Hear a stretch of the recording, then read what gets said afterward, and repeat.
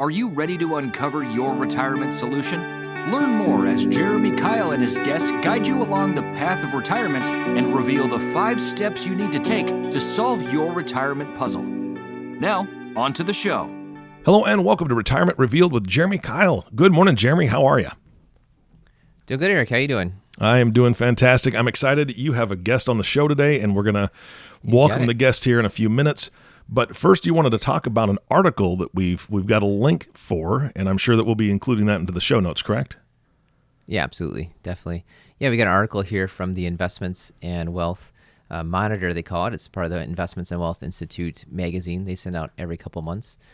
Just something that we like to read through. It's just amazing, these different articles from across the country, just different perspectives on investments, retirement, things like that. And we thought it was such a good idea. Let's just pass it along to our listeners, see how we can boost up their retirement. And what's interesting, the retirement, this article, the title of it is Reboot, Rewire, or Retire. And the author, Anna Rappaport, she's really talking about, are you going to use this transition to just straight retire, kind of the traditional old school way of thinking about it, where you work your whole life and then you stop? Or is it a reboot, like maybe you just completely go in a different direction, or maybe you do a rewire where it's kind of this phased, you're just kind of in a different, you're in the middle in a way. You're not fully retired, you're not fully working 100% in maybe a new passion. You just use this as an opportunity to focus on what they call a phased retirement. We thought we'd bring Brad along. Brad's our client relationship manager, and he's basically in the middle of his own phased retirement. So he's living it, and he's also helping us meet with people that need to focus on their own retirement planning as well. Yeah, that's fantastic. You and I have talked about kind of a phased retirement before when I think you actually brought it up quite a few podcasts ago about clients that maybe they've been in business and they're not going to completely, maybe they're selling their business or whatever, but maybe they're going to become a consultant, or maybe they're going to do some side work, or maybe they're going to stay on with the business that they're selling for a little while, working part-time, kind of helping with that transition. There's a lot of different ways to have a phased retirement. So I'm looking forward to the article. I have not read it yet, but that stuff is really interesting to me because I'm well off from retirement, but the way things are going financially in the world, I may not retire at 65 or, the quote unquote standard retirement. Plus I just love working with people. I just love being with people. So I don't see myself retiring, at that normal time anyway. And whether you're retiring just the traditional method or you're going to do this phased retirement, it just shows that the planning for it is not only about the investment management. What she talks about in her article is that there's 4 key areas to focus on when you're making this transition to stop or move away from the full-time whatever you were doing beforehand. And those 4 things real quick are focusing on your pursuits, people, places, and your health. So those are 4 things to keep in mind as you're planning for retirement is perhaps how is your money going to help you out in making all 4 of those areas better for you. Yeah. Well, then without further ado, let's talk to the expert here who's going through it. Brad Hansen, thank you so much for joining us on the podcast today. Eric, thank you. Nice to be here. Yeah, I'm excited to talk to you because I truly have not spoken to somebody who is going through what we are terming a phased retirement. So what led you to this decision? Well, thanks, Eric. Jeremy, thanks for having me on to visit a little bit about my story and how it relates to phased retirement. Like more and more Americans in modern corporate world, they're retiring not on their own schedule, but on someone else's schedule. And so at the age of 61, I was offered a very nice severance package, but that did not really fit in with the plans that my wife and I had, which was a soft landing for both of us at about the same time. And I still had a lot of very special interests, so I continued on, did some professor work, adjunct professor in finance at a local university. It's nice to reconnect with the youth of America and see the optimism there. I was very pleased with that. But I was looking for something else that would be perhaps more helpful to people. And so I joined with Jeremy as we help people retire and go through the exact same things that I was.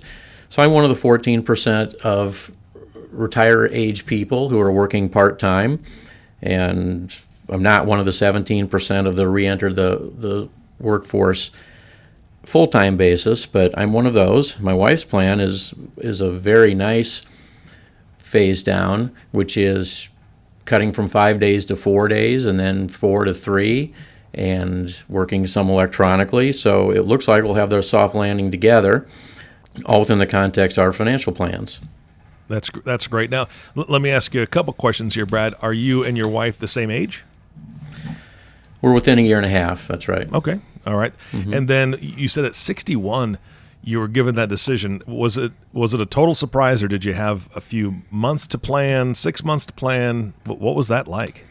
Well, I would say in corporate America, you generally have you know what the plans are, and the severance that I received was long enough to let me do some preparation and move into the professor in the education world and talk to Jeremy. So it was I had time and I had the interest to pursue those things, and that was one of the most important things about the phased retirement is to be selective and pick something for the right reasons to do. Pick an activity that you're motivated to do for whatever reason, instead of, oh, I need to grab something, fill my time up, get on this board, get on that board, do all these things. You've got to pick something for the right reason, and I had the time and I had the situation to do that. I was thankful about that. That's fantastic. Now, just a practical question from that standpoint. How is healthcare taken care of? Because I know that's a huge concern when, for my family, Brad, my wife has the healthcare with her job. I own my own business. I don't have my own healthcare plan, so she is working specifically at a place that has probably the best healthcare in the state, and so we have that through her. Did you guys run into a situation where your healthcare was through you and you guys had to make adjustments, or how'd that work? It had been through me, but my wife was a professional working in the insurance business, and so we were able to switch over and access hers. And we were also looking at different alternatives using the tax code and some other health solutions that we always felt like we had an alternative. But for us, it was fairly simple because we could move on to hers.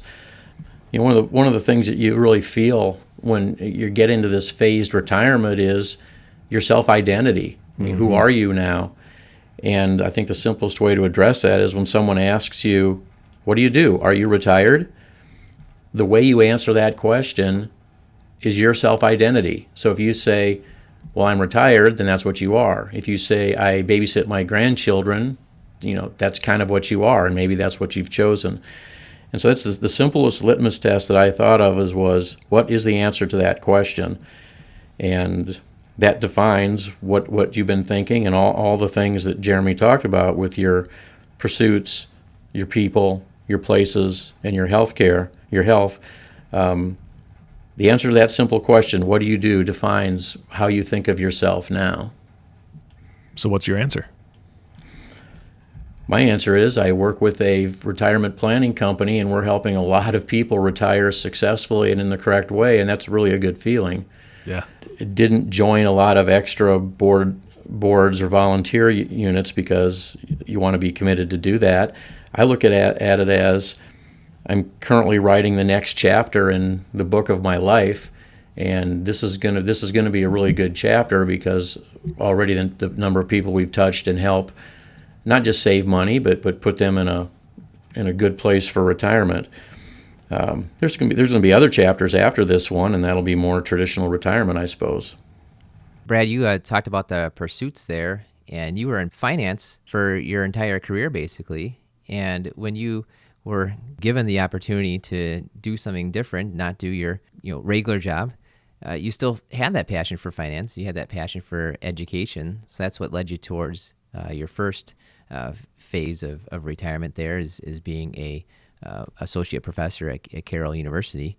And then now through our relationship here, we are able to connect with the Keil Financial Partners so that you're doing that same type of passion. You're just helping people, educating them about a different part of the world, about the retirement and how they can take control of their lives. So it's just interesting that here you are. There's nothing wrong with where the field you're in is still a passion of yours. It's just now you have the ability to choose really the way that you're going to focus on it. Exactly, and that's the motivation and the enthusiasm, and is such a big part of whatever you choose in the phased retirement, and then later into the full retirement. And I'm not trying to serve up softballs here. I'm really not. However, I got a question for both of you, and I'd like, because I really am interested in the perspective that you both have. What is the best part of working with the other person? In other words, Brad, what's the best part of working with this group at Keil Financial Partners? And Jeremy, what's the best part of bringing Brad on in his situation where he's going through this phased retirement? I'll let you go first, Brad. I was going to say I was going to defer to Jeremy. I think it's I've always wanted to be part of a team and part of an organization that was doing positive things, and that is what we have. We have a team that's got the same vision, that's got the same approach, and that is helping people financially and personally on a day-to-day basis. And so it's a great group where we all have different strengths and weaknesses, which means as a whole we're very, very effective. Fantastic. Jeremy? Yeah, what I've enjoyed working with Brad is that, my wife told me the other day I've been a financial planner for 17 years now. She reminded me, she said, happy anniversary. I thought, oh my goodness, what did I forget? Yeah. I'm checking my dates real quick. I'm like, what are you talking about? She said, it's July 9th, your 17-year anniversary of being a financial advisor. I said, well, thank you for the reminder, and I'm so happy. It had nothing to do with me and you. Yeah. It reminds me of one of those Snickers commercials, right? Where exactly. I think it's where they take a bite of a Snickers bar or something. I can't remember what candy bar it is, but they need that moment to think. That's a great reminder. Yeah, for sure. But 17 years in, I'm very close, but still haven't yet reached 40. So as much as I focused my entire career on the retirement planning part of it, I just haven't experienced it in a way that Brad's experienced it, which is just a great thing that he's able to bring in his personal experience. Here we are talking with people every day about what does retirement look like for you? How are you going to plan for it? What can you do with your investments, your healthcare, insurance, all kinds of things there? Well, Brad's right in the middle of it. So he's got a little bit of empathy because he's living it, and he's got a little bit of wisdom because he's living it as well too, that he can share with our clients and prospective clients. So that's been so great. Yeah, absolutely. Brad, do you find that when you're working with people and maybe suggesting this for the first time, or they're asking you about your own experience, do you think there's fear there with the people that are asking you those questions, or just curiosity? I mean, what's the feeling, especially in today's market where people are just kind of concerned? I think what they're looking for, Eric, is us to provide financial certainty, which of course you cannot do. Yeah. But they're looking for us to really provide the financial suggestions and recommendations as part of it. And when we kind of move into the life portfolio side, because it does matter, do you have any big expenditures coming up? What do you think your retirement expenses are going to look like? If you downsize this house, are you really going to be spending less money on housing? To translate their life portfolio ideas into the financial plan is kind of hard, and it's difficult because you don't want to get across the line too far into their life, but you have to in order to counsel.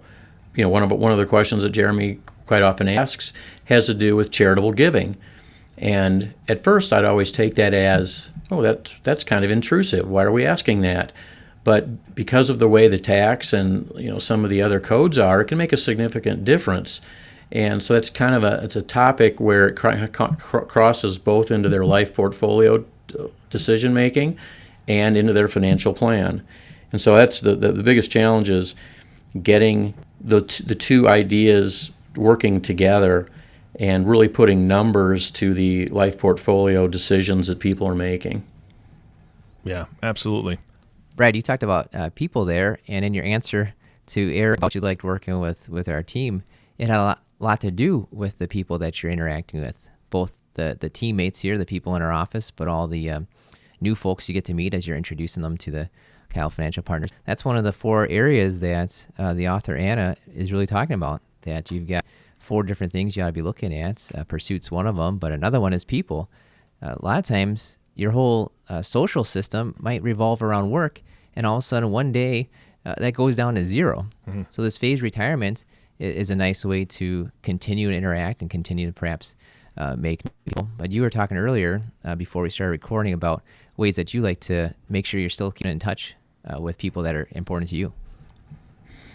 Right. I think it's, especially as people, as we approach the retirement age, the topic of technology and connecting with people on Facebook and LinkedIn and text and those kind of activities becomes more important. And I think it's a good challenge to, as we get older, at least our generation, to stay in line with those things, stay in touch with them, get some help or education with them, because it's a very effective way to not only touch the people that you should be touching with, but also find a way to touch new people. I have the advantage that working with Keil Financial Partners, I'm calling and talking to a lot of people just on a daily basis.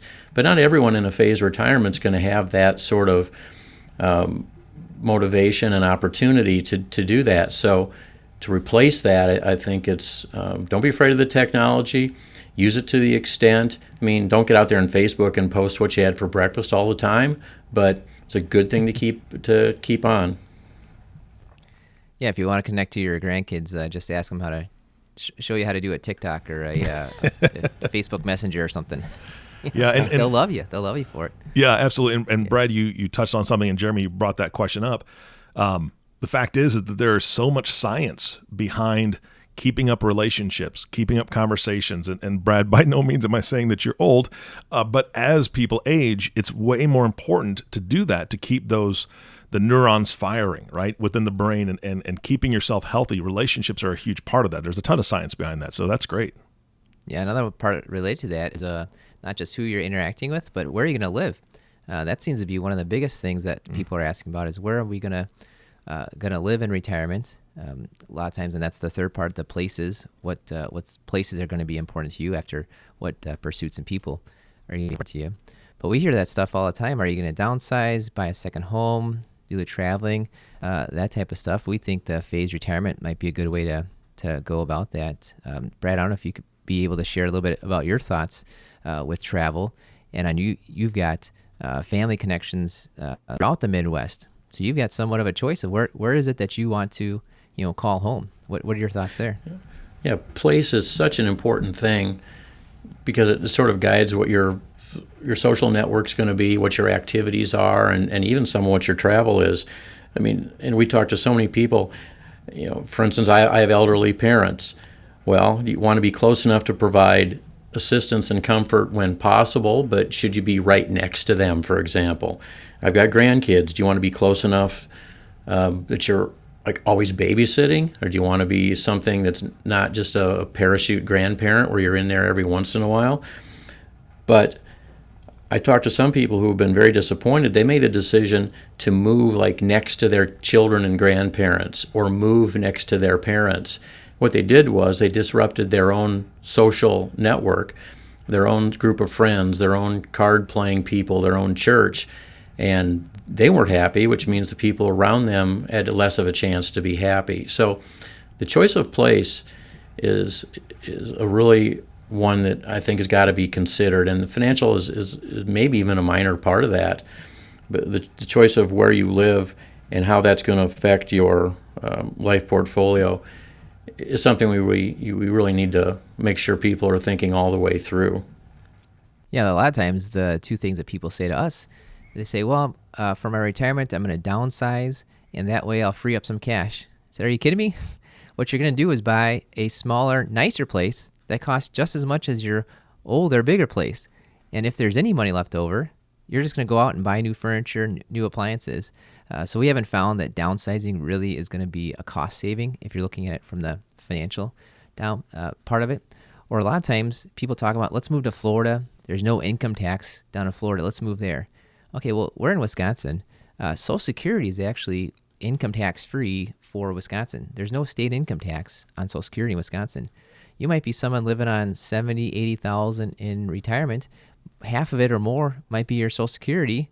What are you moving for? You're already getting that no income tax on a big chunk of your money anyways. But what we love about in the article is that she mentioned access to family and desirable health care is important. That's a great thing to keep in mind. And I think what you said there, Brad, is right on, where the money part is down. It's way down the line. Your decisions on who you're going to call yourself in retirement, what type of self-identity are you going to have, what level of care you're going to be able to provide for your parents, or be able to jump in and help out with the grandkids and that kind of stuff. And is it worth the money to rip up and tear out and have completely different and new social clubs and churches and all kinds of stuff? Is it really worth that? Yeah, I'm going to jump in here, guys, real quick, because, uprooting yourself and changing things. I'm blessed to have my parents about 20 minutes away, but it was a huge adjustment for them. I don't know what took them so long to realize this, God bless them, but it took especially my dad, it took him a while to understand I'm still working. It's not something where we can spend a ton of time together. He's retired. I'm so happy he's retired. He worked really hard. He's 80 years old. He should be retired. However, you can't just pop by. Bob, Dad, you can't just, hey, are you working? Yes, I'm working still. I'm in my 40s. I'm still working. So that's just a message for anybody who's going to plan to retire close to family. Your children, grandchildren, they still have to work. They still have to go to school. They aren't going to have the time that maybe you're hoping to spend with them, and trying to substitute the time that you used to spend with your card club or mall walking or whatever else, like my father-in-law does. You might have some difficulty. Mm-hmm. Yeah, absolutely. And you talked there about working too, and Brad and I get to see this all the time with the people we talk to, is that a lot of people are still working just for the health insurance. Yeah, right? That's the whole reason they're working, and sometimes they're even working in jobs that they're not happy about, and they're doing it just for the health insurance. You'd be surprised now with you got COBRA, you got Affordable Care Act, you might have insurance through your spouse. There's ways, and that's the fourth piece of the puzzle here, is your health, and health insurance has a big part of it to do with it. Sometimes the money aspect of I'm working in this job I don't like just to get the health insurance might not be as important as all the other parts, the pursuits and the people and the places piece of it. And it's just key to not just go through change your mindsets a little bit, right? A lot of times you've got these ideas in your head about here's when I retire, here's how I get health insurance. And sometimes it's really helpful just to take a different perspective. And that's something that Brad and I have been able to see with a lot of the clients that we're working with. Fantastic. Brad, I was just thinking about it. One of the things that we didn't cover at the very beginning of this podcast, you are experiencing your own phased retirement, but we never established how much you're working right now. So how much are you working currently? You talked a little bit about what your wife is going to be doing to step down, which is awesome. That's so exciting. But what are you doing right now? Right. So the flexible work option that is becoming more common, I think, in America, don't be afraid to go ask your employer and present them with a plan. For example, mine, Jeremy, I had met several times.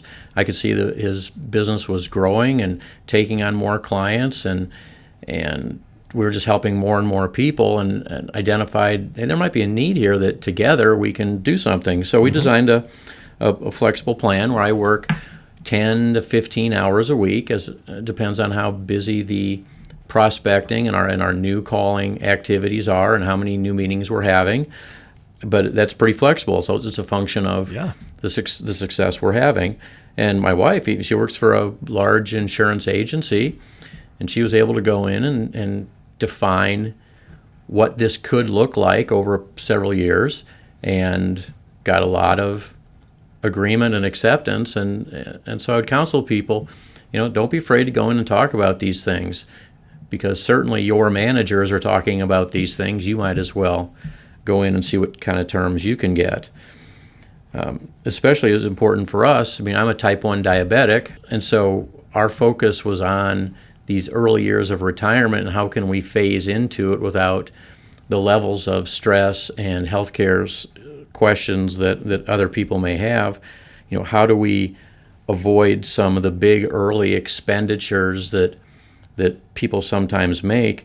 We wanted to get used to living on lower income, taking money from our retirement funds, planning for when the Social Security money would come in and replace that. So the phased retirement let us live within our means under sort of a practice plan until we got to retirement, and we actually then were living off of the monies that we had planned for. Yeah, it's great advice, Brad. I love exactly everything you're talking about there, where you'd be surprised. A lot of people just feel, well, I worked for this big company. I'm either in or I'm out. And, if you're valuable, and I think just about everyone listening to this is pretty valuable to their company, you can sometimes set your own terms. Or even just now with, COVID-19, coronavirus, and work from home, it's just really quickly companies are having to adjust their thoughts on what it means to work and the work day. So you can get a lot more flexibility probably now in 2020 compared to even just a few years ago. Just take a look at, you're a valuable employee. The companies are forced now to accept different technologies, different work schedules. Use it to your advantage to set your own terms for what it is you want your phased retirement to look like. Another thing too you mentioned, Brad, is talking about what's the answer to the question of, who are you or what is it you do? In the article they mentioned, are you just going to say, well, I'm me, or I'm me, the former senior executive of this company, right? It kind of reminds me of that movie stereotype, like the high school jock that can't let go, Exactly. right?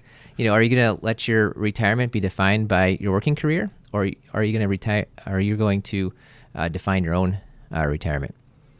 Now, two things we just want to mention real quick towards the end here, and one of them is just, as much as it's important, especially if it's two of you, to plan on the two of you going into retirement and how that retirement might work best for you. At some point in time, there just might be only one of you. And we very much want to make sure that as you're planning through this transition, as you're planning through what is your retirement looks like, make sure that you're taking care of that spouse, whoever that might be, which usually, oftentimes, it's going to be the wife, and taking great care and making sure there's plans for her. What's interesting, too, in the article that we've seen a lot, and they mention a few places that we'll put in the show notes. One of them is the Stanford Center of Longevity, is they just focus on the financial resources, the health, the social engagement, right? There's 3 or 4 different areas that if you focus on that, you'll have a good retirement. It's not just the money. It's not just the dollars and cents. It's not, did I buy the right stock? It's a lot of it having to do with the decisions you get to make. And sometimes the decisions might get forced on you or changed around a little bit, but you can still react to those well by focusing on those 4 key areas of the life portfolio. What are your pursuits going to be? Who are the people you're going to have in your life in retirement? What are the places that you'll be important to you in retirement? And how do you keep your health going well in retirement too? Guys, this was a fantastic podcast. I mean, there were so many good points, but I have my favorite, and I'm going to just bring that up because it's something I haven't thought of before. And Brad, it's something that you said, which was your bosses, the people that are above you in your company, they're already talking about what's going to happen when you retire. They're wondering, maybe they haven't asked you outright, hey, when do you think you're going to retire? Maybe they haven't asked you, but they're thinking about it because they have to replace you. Jeremy, it reminded me of a succession plan, right? You and I've talked about succession plans a little bit on the podcast before, but that really is kind of what you're creating if you're bold enough to have that conversation. If you're close to, within 5 years of retirement, or you're thinking about a phased retirement plan, then this is a conversation, be like Brad, like you said, be bold enough to have that conversation, approach them and negotiate something, because if you can negotiate something to where somebody else is coming in to maybe replace you, or there's somebody underneath you that's going to be replacing you, and you can help to mold and shape them as you work less and they take over more responsibility, that's a great phase out compared to maybe what you experienced, Brad, which was a very sudden, not even a phase out, it was a sudden, you're done. And everybody's situation's different, but having that conversation up front, I think would really put everybody at ease and actually gives you a good 3 to maybe 5 year plan for phasing yourself out and having that phased retirement, and then finding other pursuits like that, one of the categories here in that article. I think that was so valuable. And so my last point is of this, that if there are people listening to this, Jeremy, right now, do you want them contacting you directly, Brad directly, the website? Because I think this is going to make people start to think, man, I should probably have this conversation. You got it. Well, we have the same phone number, so give us a call, 262-333-8353, or check out our website. It's keilfp, keilfp.com. KFIP.com. Love to talk with you.